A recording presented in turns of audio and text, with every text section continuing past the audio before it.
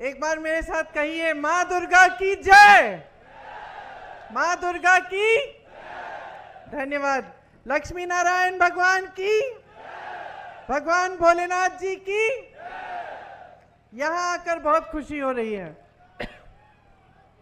मेरा दिल वैसे भी हिमाचल में ही रहता है, घर दिल्ली में है। चलिए, घर हिमाचल में भी है, लेकिन इस घर में दिल ज्यादा रहता है, यहाँ आने का बड़ा दिल करता है। तो जब भी मैं हिमाचल आती हूँ तो मुझे बहुत खुशी होती है। हाँ,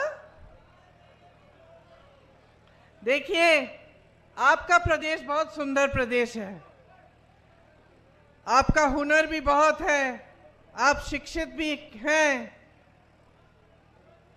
और हर तरह से आपके प्रदेश की ओर पूरा देश देखता है, क्योंकि यहाँ की जो सभ्यता है उसमें एक तरह से जो सादगी और जो ईमानदारी है वो शायद पूरे देश भर में सबसे ज़्यादा है। और मैंने भी अपने अनुभव में ये देखा है कि आपके जो समाज की सभ्यता है, आपके रहन सहन के जो तरीके हैं वो बहुत सुंदर और शालीन है, और इससे पूरे देश को सीखना चाहिए। जो भी नेता यहाँ आता है, खास तौर से चुनाव प्रचार के लिए, वो ये बात ज़रूर करता है कि ये देव भूमि है और वीरों की भूमि है, और ये सही बात है, एक गंभीर बात है जिसे समझना बहुत ज़रूरी है। ये एक कहने का तरीका नहीं होना चाहिए कि कोई भी आया कह दिया और चले गए। ये बात गहरी इसलिए है क्योंकि ये देव भूमि है, और देवताओं की जो कृपा होती है वो हमेशा ईमानदारी पे होती है, ईमानदार लोगों पे होती है। जीवन सच्चाई से जियो, ईमानदारी से जियो, तभी भगवान की सारी कृपा आपके साथ, आपके ऊपर रहती है।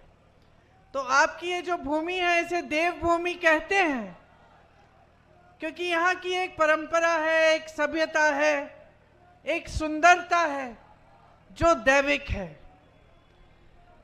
वीर भूमि इसलिए कहते हैं क्योंकि आपने हमेशा अपने प्रदेश से सरहद पे अपने बेटों को भेजा, हमारी धरती की रक्षा करने के लिए, हमारे देश की रक्षा करने के लिए। यहाँ के बहुत जवान शहीद हुए, उन्होंने जान दी अपने देश के लिए, और इसलिए आपकी धरती वीर भूमि कहलाई जाती है, जहां से सैकड़ों वीरों ने हमारे देश के लिए, उसकी अखंडता के लिए, उसकी रक्षा के लिए लड़ाई लड़ी। तो अगर आपके प्रदेश में ऐसी सरकार आए जो ईमानदार न हो, जो सच्ची न हो, जो आपके प्रति श्रद्धा न दिखाती हो, तो आप क्या कहेंगे? आज आम चुनाव है, आप लोकसभा के प्रत्याशी को चुनने जा रहे हैं, लेकिन साथ साथ हिमाचल प्रदेश में 6 बाई इलेक्शन भी हैं, जिस पर आपकी जो प्रदेश सरकार है उसका भविष्य निर्भर है। तो दोनों लोकसभा और जो बाई इलेक्शन है उनके संदर्भ में मैं आपसे बात करना चाहती हूं, क्योंकि जब आपने अपने प्रदेश की सरकार चुनी तो आपने बदलाव के लिए, एक नई तरह की राजनीति के लिए अपना मत डाला, अपना समर्थन दिया। अब मोदी जी यहां आकर देवभूमि की बात करते हैं, देवताओं के नाम पर आपसे वोट मांगते हैं, लेकिन मोदी जी ने आपकी चुनी हुई सरकार का क्या किया? उन्होंने पूरी ताकत डाली, धन बल की ताकत, कि ये सरकार गिर जाए। सरकार आपने चुनी थी, सरकार लोकतंत्र के जरिए आपने चुनी थी, और मोदी जी ने पैसे दे देकर, भ्रष्टाचार सबके सामने करके हिमाचल प्रदेश की सरकार को गिराने की कोशिश की। क्या ये ईमानदारी की बात है? क्या आप इसको सच्ची राजनीति कह सकते हैं? क्या आप कह सकते हैं कि जो प्रधानमंत्री इस तरह की साजिश आपके प्रदेश की सरकार के खिलाफ करे, वो प्रधानमंत्री आपको सर्वोपरि समझते हैं? क्या आप कह सकते हैं कि उस प्रधानमंत्री जी के दिल में आपके लिए श्रद्धा है, अगर आपकी चुनी हुई सरकार के खिलाफ इस तरह की भ्रष्ट साजिश कर सकते हैं? तो ये समझना बहुत जरूरी है भाइयों और बहनों कि भाजपा के जितने नेता हैं, प्रधानमंत्री जी से शुरू होकर जो यहाँ के प्रत्याशी हैं उन तक जितने भी नेता हैं, उनका सिर्फ और सिर्फ एक मकसद है। वो मकसद है कि किसी भी हालत में सत्ता को अपने हाथों में रखें, चाहे सरकारों को गिराना पड़े, चाहे भ्रष्टाचार करना पड़े, चाहे विधायकों को घूस खिलाना पड़े, चाहे आपको गुमराह करना पड़े, चाहे भगवान का नाम लेकर आपका ध्यान भटकाना पड़े, कुछ भी कर लेंगे सिर्फ सत्ता के नाम से। सिर्फ सत्ता ही चाहते हैं और किसी भी तरह से उस सत्ता को रखने का काम करेंगे। तो ये एक तरह की राजनीति है बहनों और भाइयों, और इसका नतीजा आपने देखा है। ये जो अग्निवीर की स्कीम है, ये इसी राजनीति का नतीजा है। क्योंकि इस राजनीति के लिए जो मोदी जी और भाजपा के लोग करते हैं, इसके लिए धन बल की बहुत जरूरत होती है भाइयों और बहनों।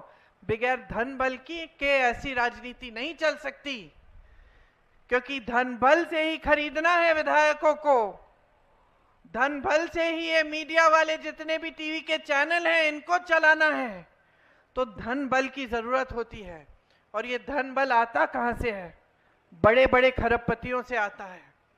और जितनी भी नीतियां बन रही हैं आज, पिछले 10 सालों से इस देश में बनी हैं मोदी जी की सरकार में, वो सिर्फ बड़े बड़े खरबपतियों के लिए बनी है।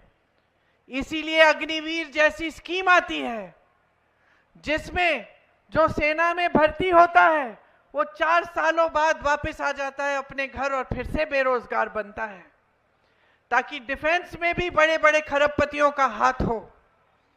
इसीलिए जब ओपीएस जैसी जो पुराना पेंशन है, जब ओपीएस की बात होती है तो मोदी जी की सरकार कहती है कि पैसे नहीं हैं, लेकिन जब बड़े बड़े खरबपतियों के कर्ज माफ करने होते हैं तो अचानक 16 लाख करोड़ रुपए जनता के पैसे जनता के बैंकों से, सरकारी बैंकों से उपलब्ध हो जाते हैं।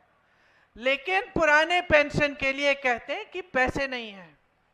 ये भी उसी राजनीति का नतीजा है जो सिर्फ सत्ता के लिए चलती है और सिर्फ बड़े बड़े खरबपतियों के लिए चलती है। आज हिमाचल के सेब के किसानों का हाल देखिए। तमाम कोल्ड स्टोरेज बड़े बड़े खरबपतियों को दे रखे हैं।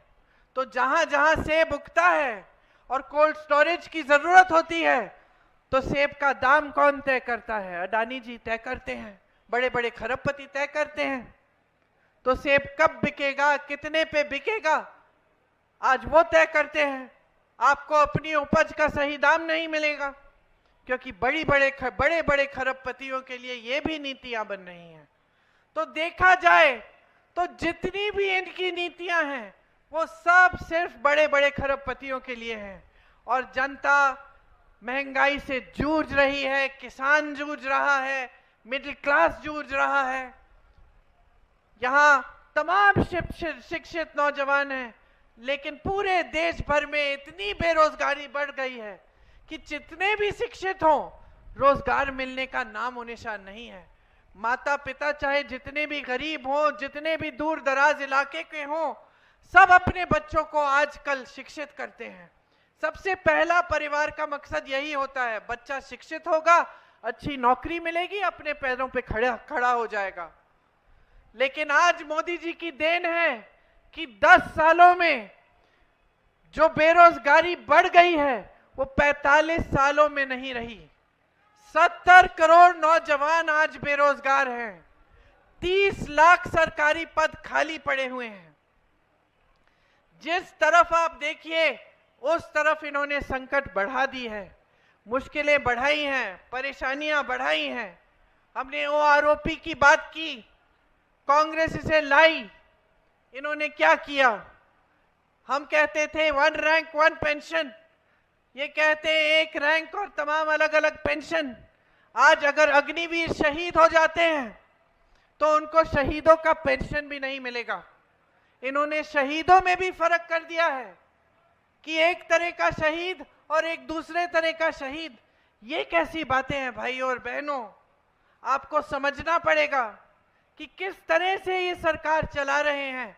आज सेना में भर्ती होते हैं, चोट लग जाती है, उस वजह से डिसेबिलिटी हो जाती है, डिसेबिलिटी का पेंशन भी इन्होंने खत्म कर दिया है। तो अलग अलग पेंशन भी बना दिए हैं। हर तरफ आपकी मदद करने के बजाय, आपका समर्थन करने के बजाय, आपको मजबूत करने के बजाय आपको कमजोर किया जा रहा है। मोदी जी यहां आते हैं, मानिए कि पर्यटक की तरह भ्रमण करने आ रहे हैं, अपना कैमरा निकालते हैं और कैमरे से मोदी जी फोटो खींच रहे हैं और मोदी जी की कोई और फोटो खींच के पूरा वायरल कर रहे हैं कि देखिए मोदी जी पहाड़ पे खड़े होकर कैमरे से फोटो खींच रहे हैं। आपको मालूम है उन्होंने अपना पोस्ट डाला कैमरे से फोटो खींचते हुए, पीछे गाना क्या बज रहा था उन्हीं के पोस्ट में? किसने सुना? चंबा कितनी दूर। बिल्कुल सही गाना था, क्योंकि मोदी जी कट गए हैं पूरी जनता से और चंबा की जनता से तो पूरी तरह से कटे हुए हैं। उन्हें आपके संघर्षों के बारे में कुछ नहीं मालूम। आप कैसे जीते हैं, कैसे महंगाई का सामना करते हैं, कैसे बेरोजगारी का सामना करते हैं, उन्हें कुछ नहीं मालूम। आपके क्या हुनर है उन्हें यह भी नहीं मालूम।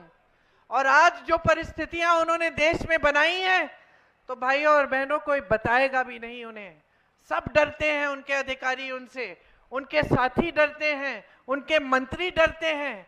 जनता के बीच तो वो आते ही नहीं, कभी किसी किसान से नहीं पूछते कि आपकी क्या हालात हैं, कैसे जी रहे हो।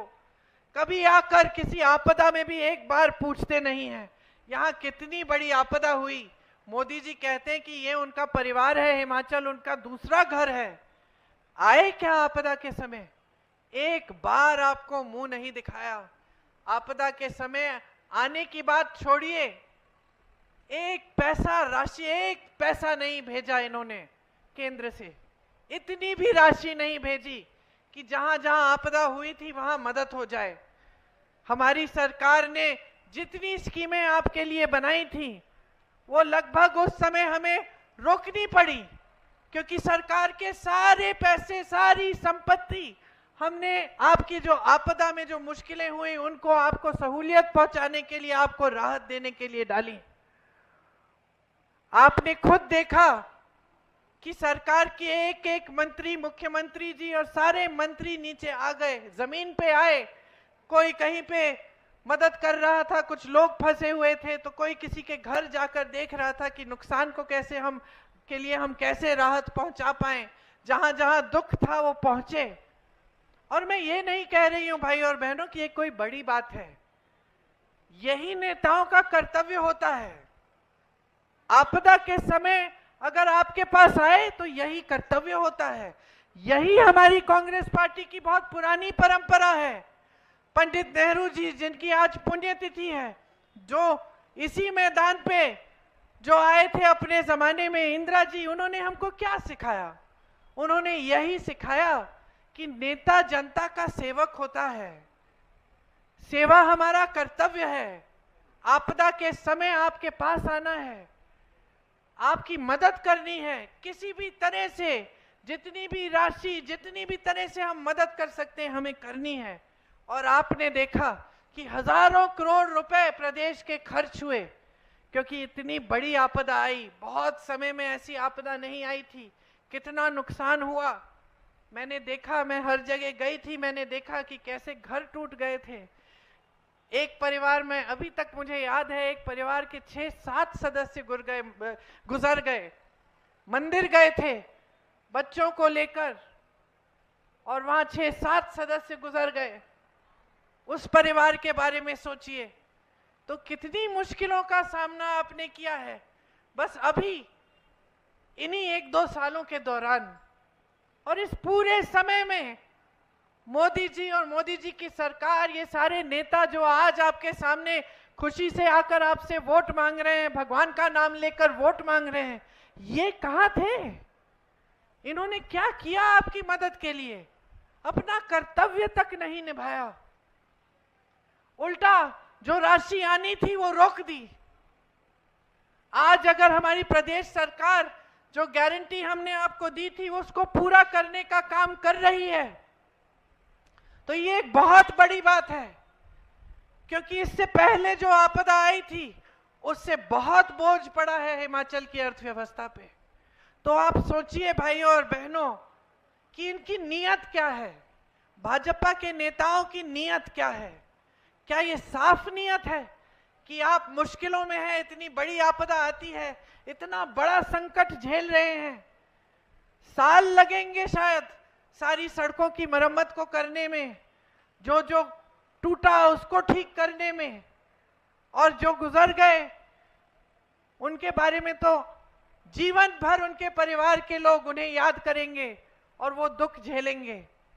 लेकिन भाजपा के नेता, भाजपा की सरकार ने आपको नकारा, और सिर्फ राजनीति की वजह से नकारा, सिर्फ इस वजह से नकारा कि आपने कांग्रेस की सरकार चुनी थी, और उसके बाद उस सरकार को गिराने का काम भी किया, कोशिश बहुत की।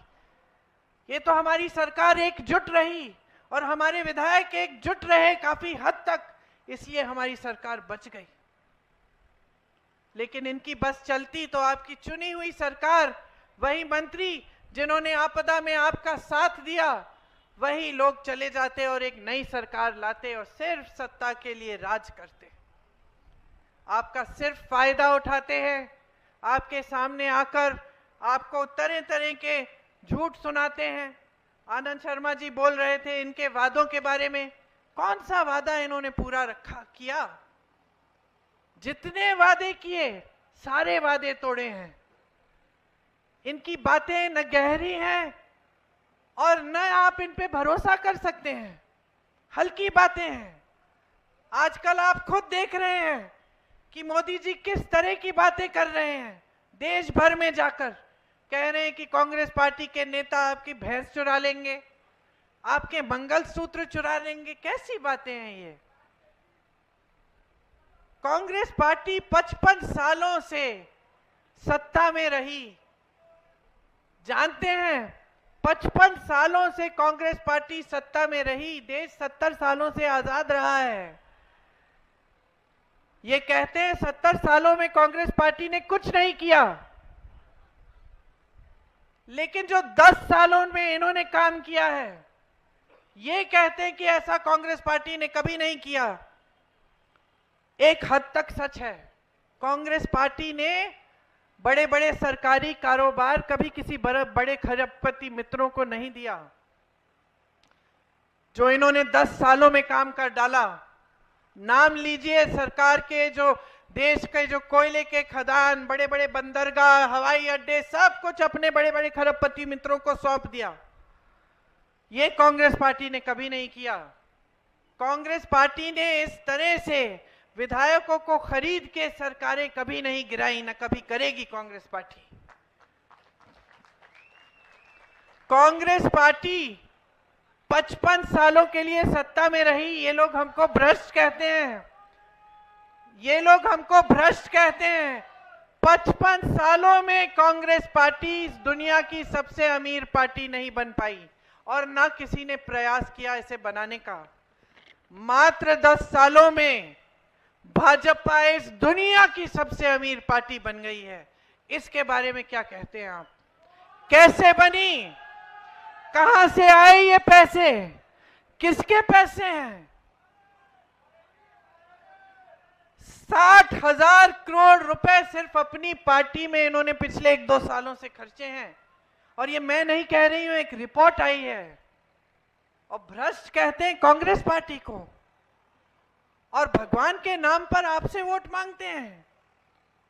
कौन से भगवान उतरकर आपको कहेंगे कि इस पार्टी को वोट दो या उस पार्टी को वोट दो? भगवान तो एक ही बात कहते हैं, सारे संतों ने, सारे महात्माओं ने, सारे भगवानों ने एक ही बात कही कि अपना जीवन सच्चाई और ईमानदारी से जियो, सत्य के पथ पर चलो। तो देवभूमि के मेरे भाइयों और बहनों, पहचान लो जो सत्य के पथ पर चल रहे हैं और जो असत्य के पथ पर चल रहे हैं उन्हें भी पहचान लो। यहां हिमाचल में इतने बड़े बड़े काम हुए, आईआईटी खुला, कांगड़ा में निफ्ट खुला, एम्स खुला, सिल्क सेंटर यहां आया, टी बोर्ड के हेडक्वार्टर्स आए, यहां जवाहरलाल नेहरू मेडिकल कॉलेज आया। ये सब किसने बनाया? ये 70 सालों में देश भर में IIT, IIM, ISRO, DRDO, Bhakra Nangal dam, आप नाम लीजिए, बड़ी बड़ी संस्थाएं किसने बनवाई? कांग्रेस पार्टी ने बनवाई। भाजपा के नेता आके एक बार एक संस्था का नाम ले लें जो उन्होंने बनाई। नड्डा जी आए थे, उन्होंने कहा कि जो मेडिकल कॉलेज है जवाहरलाल नेहरू जी के नाम, वो उन्होंने बनवाया है। बताइए, सुबह से शाम तक तो इनके सारे नेता पंडित नेहरू को गाली देते रहते हैं।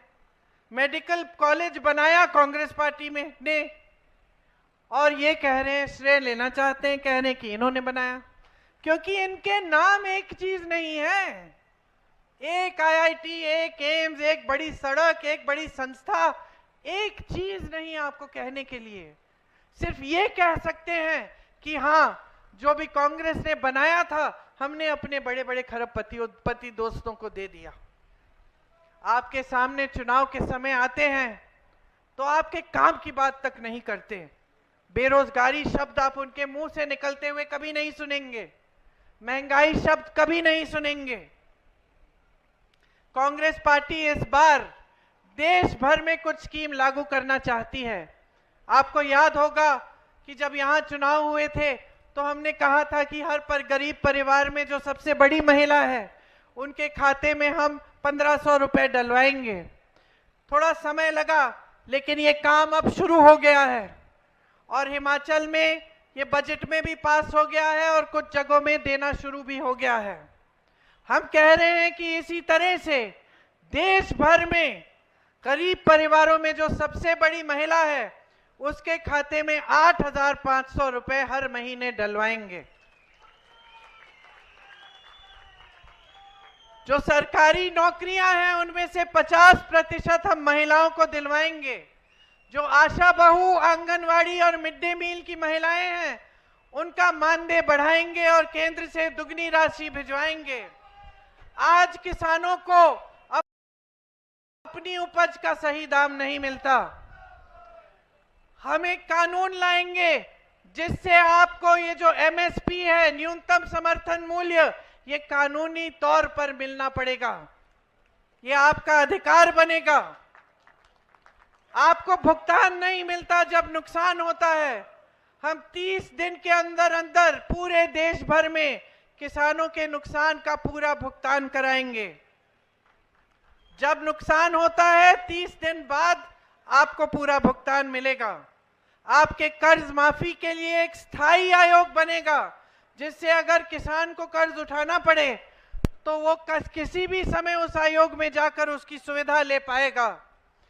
श्रमिकों के लिए देश भर में हम 400 रुपए का न्यूनतम दिहाड़ी का कानून लाएंगे। उससे कम दिहाड़ी आपको कोई नहीं दे पाएगा। जिस तरह से हमने गांव में मनरेगा का काम किया और उसे बहुत मजबूत बनाया था, लेकिन मोदी जी के राज में वो कमजोर हुआ है, मनरेगा के पैसे नहीं मिलते। हम फिर से मनरेगा को मजबूत बनाएंगे और शहरों में भी हम शहरी मनरेगा लागू करेंगे ताकि शहरों में भी आपको 100 दिन के रोजगार की गारंटी मिले। हमने राजस्थान में जहां हमारी सरकार थी वहां 25 लाख का स्वास्थ्य बीमा हमने शुरू कराया था। उससे जनता की बहुत सुविधा हुई। 25 लाख तक जितना भी इलाज था, हार्ट की सर्जरी, ब्रेन की सर्जरी, कैंसर के लिए जो इलाज, ट्रीटमेंट, वो सारा हो पाया और उसके लिए जनता को एक भी पैसा नहीं देना पड़ा। मैं ऐसे लोगों से मिली जिनका पूरा ट्रीटमेंट हो गया था और उन्होंने कहा कि दीदी सिर्फ मुझे पहचान पत्र बनाने के लिए पैसे देने पड़े।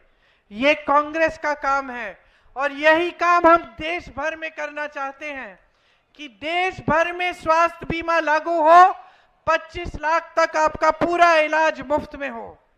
नौजवानों के लिए जो 30 लाख पद आज मोदी जी की सरकार में खाली पड़े हैं, उन पदों को भरने का काम कांग्रेस पार्टी सबसे पहले करेगी। और जो स्नातक पास बच्चे हैं उनके लिए एक अप्रेंटिसशिप का प्रोग्राम लाएंगे ताकि स्नातक पास होते ही आपके हुनर को बढ़ाने के लिए आपको एक नौकरी मिलेगी, जिससे आपको 1 लाख रुपए सालाना मिलेंगे जब तक आपकी स्थायी नौकरी नहीं होती।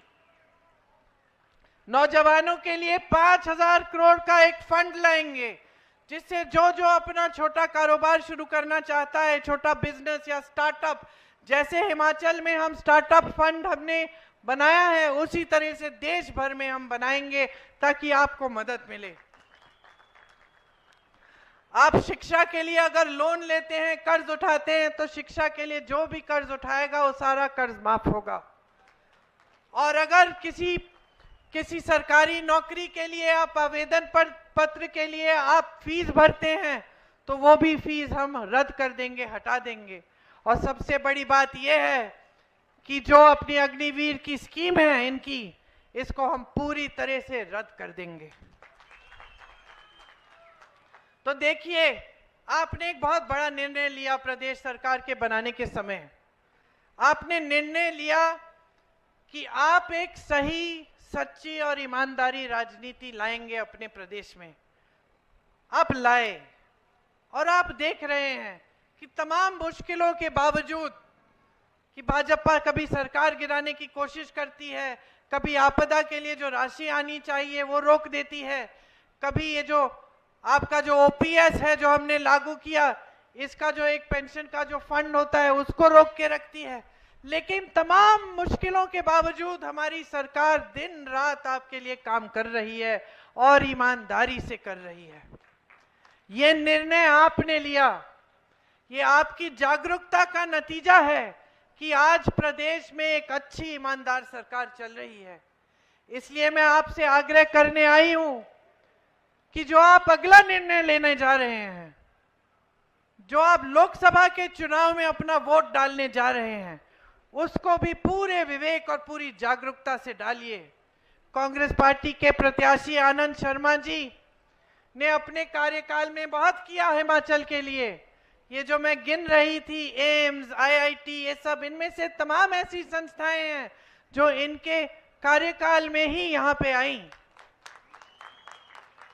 इनको आगे बढ़ाइए, कांग्रेस का प्रत्याशी चुनिए, कांग्रेस की भारी बहुमत से केंद्र में सरकार लाइए, ताकि ये सारी जो केंद्र की तरफ से गारंटी हैं, इनको भी पूरा करने का काम हम शुरू कर पाएं और आपके जीवन में हम सुविधा लाएं, आपको मजबूत बनाएं।